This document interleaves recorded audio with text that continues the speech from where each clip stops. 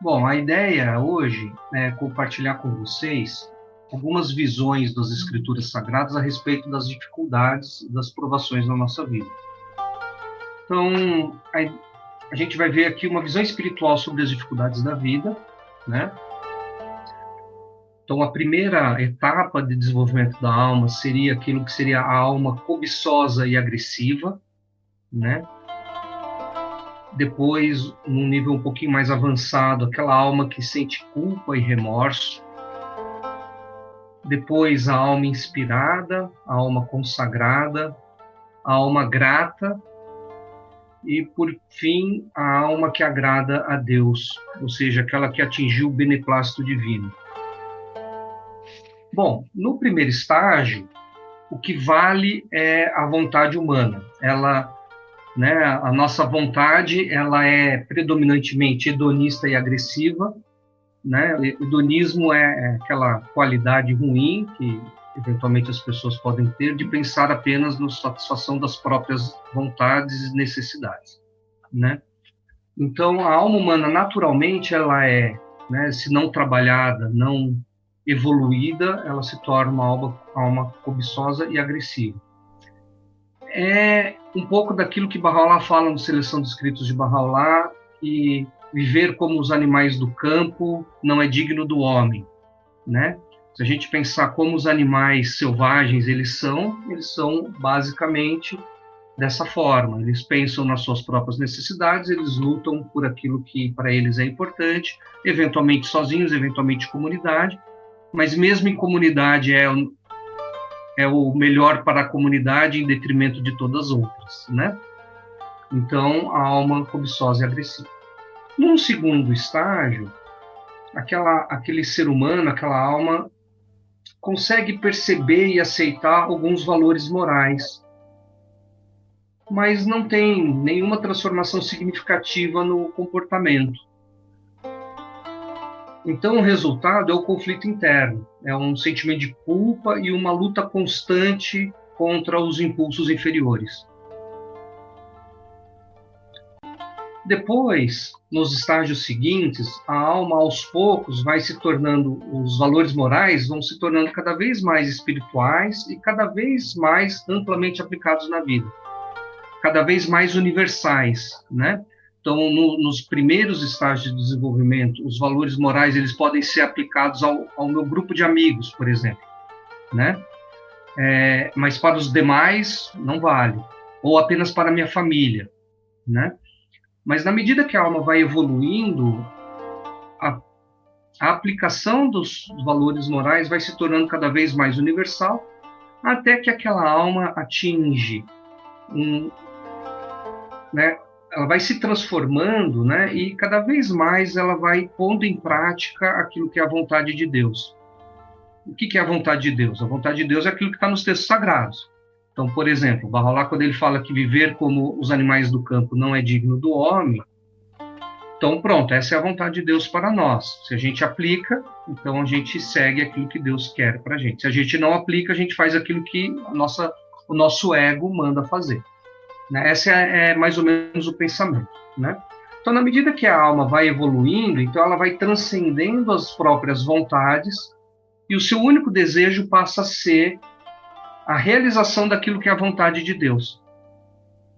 Nesse momento, quer dizer, quando ela consegue isso, então ela atinge aquele estado de desenvolvimento que Bahá'u'lláh cita nos 7 vales, que é a inexistência absoluta, que é quando a alma ela deixa de existir para o ego e passa a existir em Deus. Ela passa a ser um espelho tão perfeito quanto possível para o ser humano, das qualidades divinas e da vontade de Deus. Agora, a gente pode pensar aqui, né, a respeito das crianças.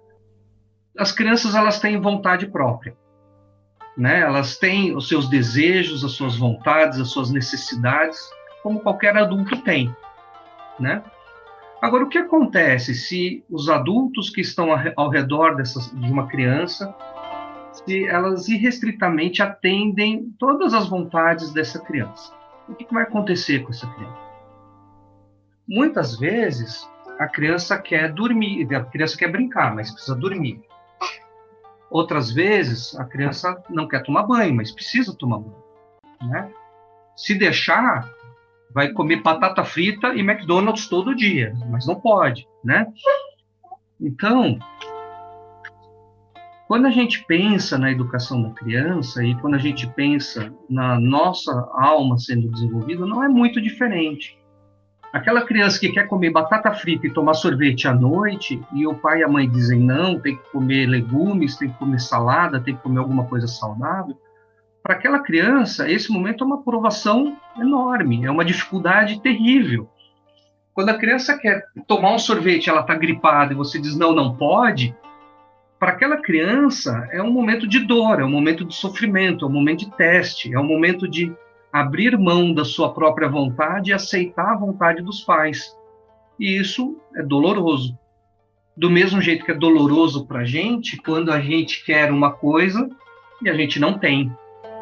Quando a gente gostaria de ter uma vida tranquila e a gente tem uma vida de durezas. Mantendo as devidas proporções, é a mesma coisa. Deus quer para a gente uma coisa que a gente não quer para a gente. E aí a gente fica lutando contra, né? Então, essa questão, ela é o cerne de tudo que a gente vai ver nos textos sagrados. Né? Então, quando a criança ela desobedece os pais e ela insiste na sua própria vontade, então o que ela está fazendo é desagradar os pais. Os pais continuam amando a criança, mas a criança ela não tem um comportamento que agrada aos pais. Agora, se a criança impor a sua própria vontade e os pais finalmente desistirem e aceitarem, em geral, vai levar a uma realização de algo que é pior para a criança, não é? Por exemplo, se eu permitir que a Marisol tome sorvete e coma batata frita à noite como jantar sucessivas vezes, isso não vai fazer bem para a saúde dela. Mas ela vai ficar feliz. Mas é uma felicidade que acaba rápido. A felicidade de hoje não se repete amanhã. Ela encheu a barriguinha de sorvete, comeu a batata frita, ela ficou feliz por quanto tempo? Meia hora? 40 minutos? 1 hora? 2? Ela dormiu, ela acordou, acabou a felicidade dela por conta daquela necessidade, daquele desejo suprido.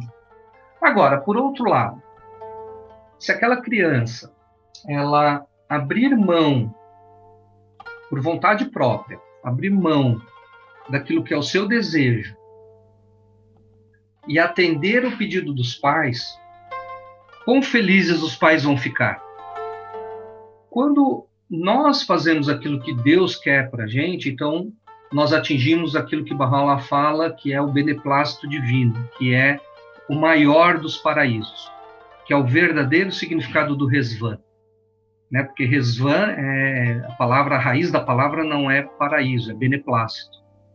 O guardião ele traduz como paraíso, porque o beneplácito de Deus, viver no beneplácito de Deus, é atingir o paraíso. Por isso, os testes e desafios da nossa vida têm uma relação muito forte com o desenvolvimento da nossa alma. Porque os testes e desafios são um constante abrir mão da nossa vontade em detrimento de algo maior, em detrimento de algo diferente daquilo que queremos. É uma luta contra o ego, é uma luta contra aquilo que é o desejo do nosso ego, né? Agora, a criança, ela não entende o propósito do que está acontecendo ao redor dela, né? A criança não entende, ela não consegue ter a visão do que está acontecendo, né? Ela tem uma visão de curtíssimo prazo, porque ela ainda não tem muita noção do tempo e das consequências das coisas, porque ela está em formação, né? Da mesma forma que nós também não temos uma visão completa e abrangente do que está acontecendo de uma forma mais ampla. Então a gente vê o nosso pequeno mundo ao redor, eu gostaria disso, eu queria aquilo, eu queria que as coisas fossem de uma determinada forma, mas eu não consigo perceber o que isso implica e quais são as consequências daquilo que eu estou passando. Esse é um grande desafio de nossas vidas. Em cada dificuldade que vivemos, encontrar um propósito. E aí a gente vai ver um texto do Guardião que fala a respeito disso, lá na frente. Deixa eu ver o meu tempo, tá bom? Então, no Palestras de Abdu'l-Bahá em Paris, vocês vão ver na palestra número 57, vocês vão ver, Abdu'l-Bahá fala sobre esse tema do sofrimento, e aí ele responde a seguinte pergunta: a alma faz maior progresso neste mundo através do sofrimento ou da felicidade? Antes de ler a resposta, eu vou trazer de novo a metáfora da criança. A criança, ela vai ter mais progresso através da satisfação irrestrita de todas as suas vontades? Acredito que não. Então, a gente pode pensar a mesma coisa para o ser humano. E aí, né, para nós, para todos, né? Então, Abdu'l-Bahá ele diz: a mente e o espírito do homem avançam quando ele é provado pelo sofrimento. Quanto mais lavrado o solo, tanto melhor crescerá a semente, tanto melhor será a colheita. Assim como o arado sulca a terra profundamente, purificando-a dos cardos e das ervas daninhas. Assim o sofrimento e a tribulação livram o homem dos frívolos assuntos desta vida terrena, até atingir o estado de completo desprendimento, quando sua atitude será de felicidade divina. O homem é, por assim dizer, verde. O calor do fogo do sofrimento amadurecê-lo-á. Olhai para os tempos passados e verificareis que os maiores homens sofreram o máximo.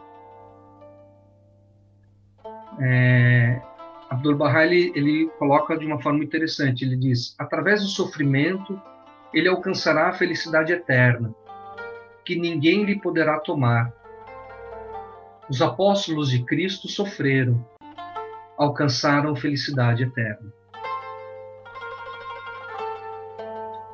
Então, uma nova pergunta: é impossível obter felicidade sem sofrimento?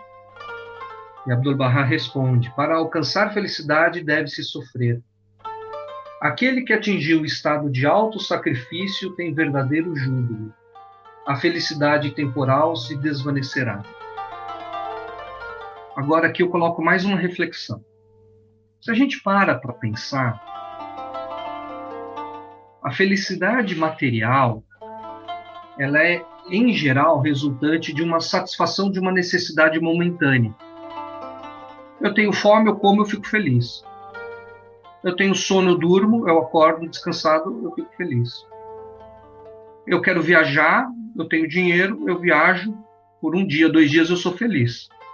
Depois, essas coisas todas acabam. Essa felicidade, ela é efêmera, ela acaba. Eu satisfaço um desejo, e enquanto aquele desejo no curto prazo está satisfeito, eu sou contente, estou feliz, sou alegre, sou sei lá o quê. Mas em pouco tempo isso acaba. Esse sentimento de êxtase, ele vai embora. E cada vez eu preciso de mais. É que nem açúcar. Quanto mais açúcar eu como, mais açúcar eu quero comer. A felicidade das coisas desse mundo são assim também. Quanto mais estímulos que eu recebo, que me geram uma alegria efêmera, mais eu preciso e mais eu quero. E menos eu me satisfaço. E aí vocês se lembram dos estágios da alma? A alma hedonista. A alma hedonista busca cada vez mais essa alegria e esse contentamento efêmero. Agora, Abdu'l-Bahá ele fala que quando a gente atinge o estado de autossacrifício, então a gente tem o verdadeiro júbilo. O que é o autossacrifício? É quando a gente abre mão das nossas próprias vontades por algo maior. E dentro de nós tem alguma coisa que faz a gente sentir bem quando a gente faz isso. Quando a gente faz alguma coisa boa para alguém, a gente se sente feliz. Quando a gente sacrifica alguma coisa para alguém que a gente ama, a gente se sente feliz. Por mais difícil que seja, mas a gente se sente feliz, não é? Se a gente amar todas as pessoas e a gente se sacrificar por todas as pessoas, a gente também se sente feliz. É possível, então, ser poupado das provações de Deus? Tem texto tem uma compilação, está aqui na referência bibliográfica também, da Casa Universal de Justiça de 2021. É uma compilação sobre saúde mental, testes e provações. São 20 e poucas páginas, maravilhosos os textos. E num desses textos tem um pedaço de uma epístola de Abdu'l-Bahá, que ele diz o seguinte, que sem os testes e provas, o ouro genuíno não poderia ser distinguido da falsificação. Os corajosos não poderiam ser distinguidos dos covardes. As pessoas de fé não poderiam ser distinguidas das pessoas de egoísmo. Sem as provas e testes, os intelectos e as faculdades dos estudiosos das grandes faculdades não seriam desenvolvidos. O pescador não poderia ser distinguido de Anás e Caifás, que estavam em meio à glória e à dignidade mundana. Não fossem os testes, o rosto de Maria Madalena não brilharia com a luz da firmeza e da certeza para todos os horizontes. Aqui é uma tradução livre, tá? Também está naquela compilação da casa. E então é uma carta escrita em nome de Shoghi Effendi em 1935. Quanto à sua pergunta sobre o significado do sofrimento físico e sua relação com a cura mental e espiritual, o sofrimento físico é um companheiro necessário e inevitável de toda existência humana. Enquanto houver vida na Terra, haverá também sofrimento, em várias formas e graus. Mas o sofrimento, embora seja uma realidade inescapável, pode ser utilizado como um meio para a obtenção da felicidade. Esta é a interpretação que lhes foi dada por todos os profetas e santos, que, em meio a severas provas e provações, se sentiram felizes e alegres, e experimentaram o que há de melhor e mais santo na vida. O sofrimento é, ao mesmo tempo, um lembrete e um guia. Ele nos estimula a nos adaptarmos melhor às nossas condições ambientais e, assim, nos conduz ao autoaperfeiçoamento. Em cada sofrimento pode-se encontrar um sentido e uma sabedoria, mas nem sempre é fácil encontrar o segredo dessa sabedoria. Às vezes, é somente quando todo o nosso sofrimento já passou que nos damos conta de sua utilidade. O que o homem considera ser o mal, muitas vezes se torna uma causa de bênçãos infinitas. Eu tenho certeza que todos aqui na sala podem lembrar de pelo menos uma situação na vida que viveram isso. Aí, em outra carta do Guardião, não só devemos ser pacientes com os outros, infinitamente pacientes, mas também com o pobre de nós. Lembrando que até mesmo os profetas de Deus às vezes se cansaram e choraram em desespero. Ele o exorta a perseverar e esforçar em suas realizações, em vez de se concentrar no lado negativo das coisas. A vida de todos tem tanto um lado sombrio quanto um lado brilhante. O mestre disse: voltai vossas costas para a escuridão e vosso rosto para mim. Aqui também é uma tradução livre. E esse último texto que eu vou ler aqui para vocês é talvez o meu preferido, porque eu sempre falo que o meu propósito de vida é encontrar paz de espírito, né? E finalmente eu encontrei uma definição de paz de espírito que o Guardião dá. A paz de espírito é conquistada pela concentração da consciência espiritual no profeta de Deus. Portanto, você deve estudar os ensinamentos espirituais e receber a água da vida das santas expressões. Então, ao traduzir esses altos ideais em ação, todo o seu caráter será mudado, e sua mente não somente encontrará paz, mas todo o seu ser encontrará alegria e entusiasmo.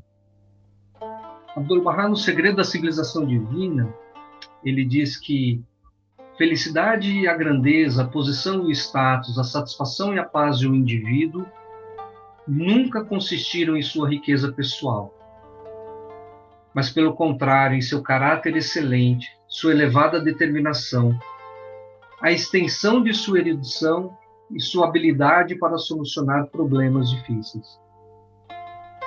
E para encerrar a parte de textos, e já finalizando a apresentação, tem um texto de Abdu'l-Bahá que está nas Epístolas de Abdu'l-Bahá, volume 2, aqui também é uma tradução livre.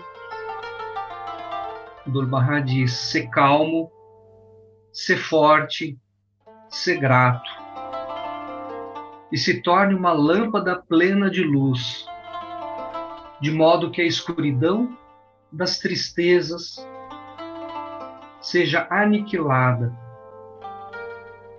e o sol da alegria eterna se erga do alvorecer do coração e da alma, brilhando intensamente. Ele diz que quando um problema nos atinge, quando uma provação vem, devemos ser calmos, fortes e gratos. Por que então nós passamos por provações e dificuldades? Quando a gente passa por provações e dificuldades, a gente pode exercer o nosso livre-arbítrio. E esse é o grande ponto do livre-arbítrio. A gente pode escolher dois caminhos. A gente pode escolher um caminho que leva a gente ao desenvolvimento da nossa alma, ou a gente pode escolher um caminho que leva ao desenvolvimento do nosso ego. Os nossos instintos, eles sempre vão levar para o segundo caminho, que é o da alma hedonista. Sempre. Então, quando a gente passa por uma dificuldade, o nosso primeiro pensamento sempre vai ser um pensamento do instinto, porque essa é a natureza humana, é assim que nós somos criados. O segundo pensamento é o pensamento do livre-arbítrio. É o pensamento onde a gente escolhe continuar aquele caminho ou mudar de rota. Então, quando alguém nos insulta, o primeiro sentimento que vai vir, naturalmente, vai ser o de raiva, de frustração ou de qualquer coisa similar. Mas, numa fração de segundos depois, a gente tem o livre-arbítrio de escolher, entender qual é o nosso sentimento e trabalhar ele, e oferecer para aquela pessoa que nos ofende o nosso amor, ou alimentar a fúria dentro da gente. Quando a gente alimenta a fúria dentro da gente, a gente segue o caminho que leva à alma hedonista.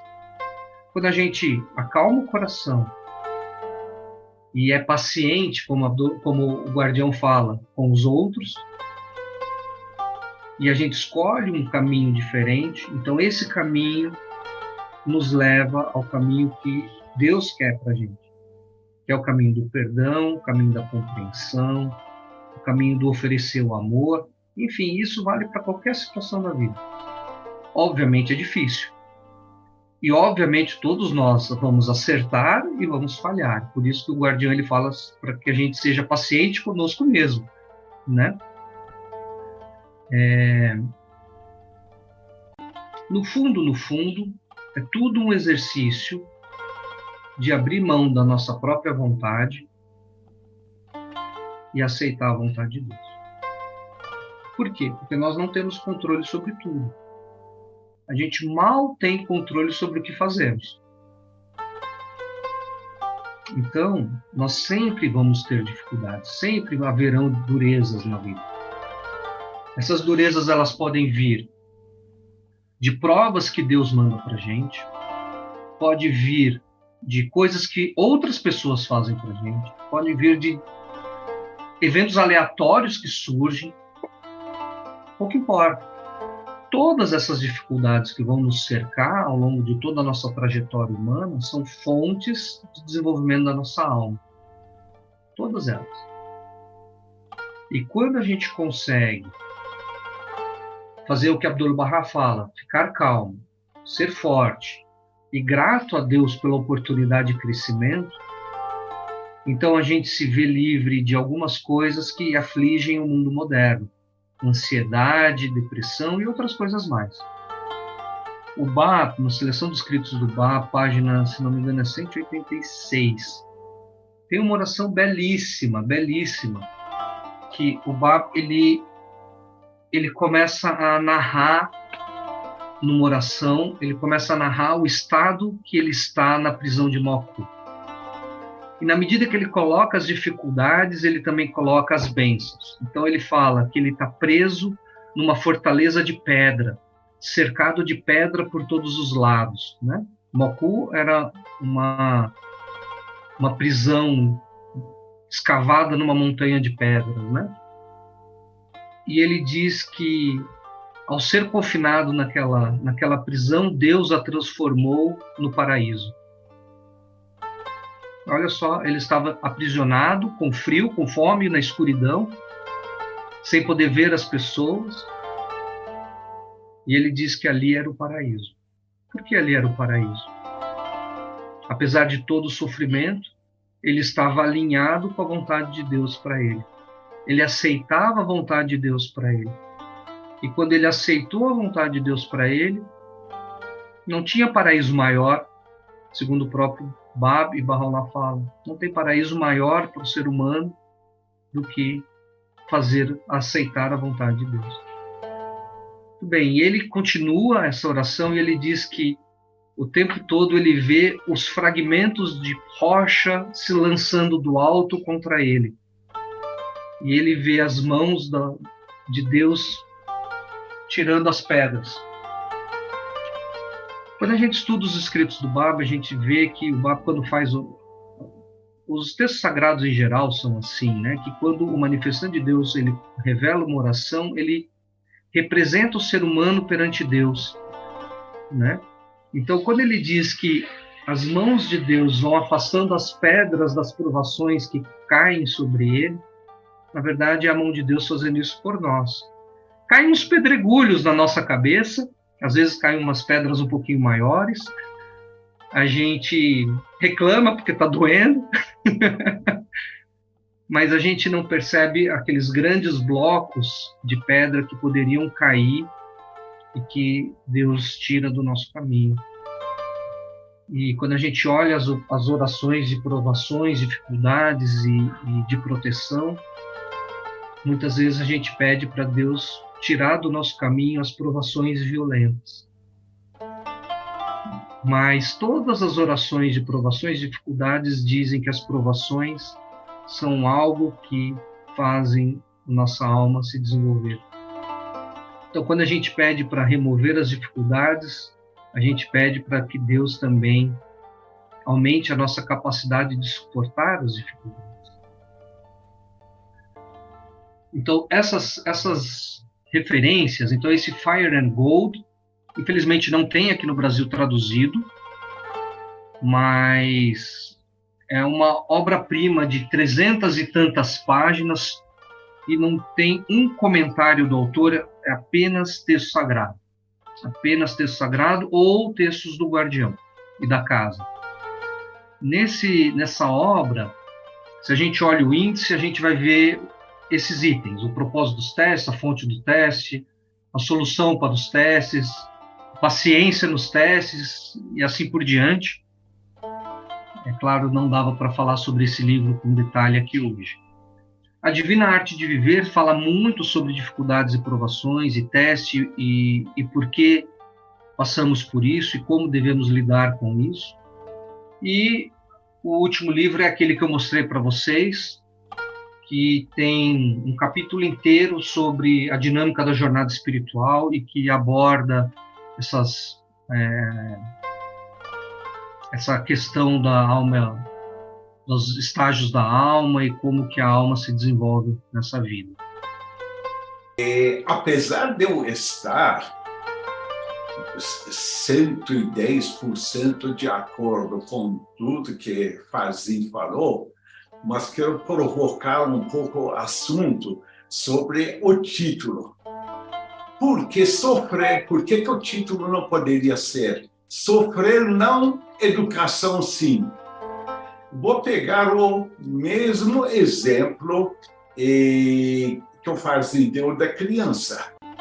Então, imagina ser uma criança, você não fala nada, não educa, que quando a mãe acende um fogo aí no fogão, tem uma chama, se passar a mão vão queimar, com toda certeza a criança vai passar a mão, é pela primeira vez quando a mão e os dedos queimam, nunca mais vai colocar a mão no fogão. Mas tem muitas crianças que a mãe diz, olha, isso aqui pode te doer, e a criança, quando é bem educada, obedece. Então, a criança não precisa sofrer para aprender essa educação. Da mesma maneira, por que nós precisamos passar por guerras para chegar à paz? Porque se a gente fosse todos os seres, não digo todos os seres humanos, mas os governos fossem aceitar as epístolas de Baha'u'lláh da maneira como ele falou, não teria tido nem Primeira Guerra Mundial e Segunda Guerra Mundial. Isto tudo por quê? Porque nem os imperadores, nem os presidentes da República, nem os ministros foram educados com qualidades espirituais desde a criança. Então, não quero me alongar, porque a palestra não é minha, é do Farzin. Então, esperar o Farzin explicar, que ele explica muito bem tudo. Bom, Sr. Ronaldo, do mesmo jeito que o adolescente ele tem uma vida impulsiva, e ele não tem maturidade ainda para tomar decisões sábias, mas ele já tem uma força física que está amadurecendo, né? Ele tem capacidades intelectuais que já estão razoavelmente maduras, mas ele ainda não tem a experiência para tomada de decisões sábias. Isso vai acontecer lá na frente. E aí o que acontece com o comportamento dos adolescentes? Né? É intenso e bagunçado, né? E é assim que nós somos, como seres humanos. E aí, na medida que a gente envelhece, a gente vai ganhando sabedoria, né? E aí a gente fica mais tranquilo também. Então, quando a gente olha os escritos, Shoghi Effendi fala muito sobre isso também, de que a humanidade, ela vive um momento de infância, né? E que agora ela atingiu a sua maturidade. Quando a gente vê os escritos do Baba, é muito interessante, porque ele trata a humanidade, ele fala da humanidade como adolescentes. Quer dizer, é o início do processo, é o início da etapa da maturidade, que é justamente na adolescência que essas coisas acontecem. No final da adolescência que a gente começa a ficar mais maduro, começa o processo, né? Então, a humanidade adolescente, ela é turbulenta, e precisa passar por isso. Se a gente não tiver uma adolescência se a gente não tiver aí aqui a gente tem vários educadores aqui que podem falar disso melhor. Mas os processos que acontecem na adolescência, eles são fundamentais para uma idade adulta saudável, né? O ser humano é assim também, né? Quando a gente olha, por exemplo, a capacidade das crianças, né? Eu gosto muito da ideia da sala de aula. O comportamento típico de uma sala de aula da quinta série é um. O comportamento típico da sala de aula de oitava série é outro, né? Se uma criança que está na oitava série tem um comportamento típico de uma criança que está na quinta série, a gente vai achar esquisito, não é? Porque ele está subdesenvolvido. Mas a criança que está na quinta série se comporta daquele jeito, está ok. É mais ou menos isso que acontece conosco, como humanidade. A nossa humanidade, ela tem um nível de desenvolvimento, de maturidade espiritual, que leva a esse comportamento. E esse comportamento faz parte daquilo que foi a nossa criação. Deus nos criou dessa forma. Tudo isso faz parte de um processo de amadurecimento e de aprendizado. É doloroso, é triste, poderia ser evitado, mas faz parte da realidade, né?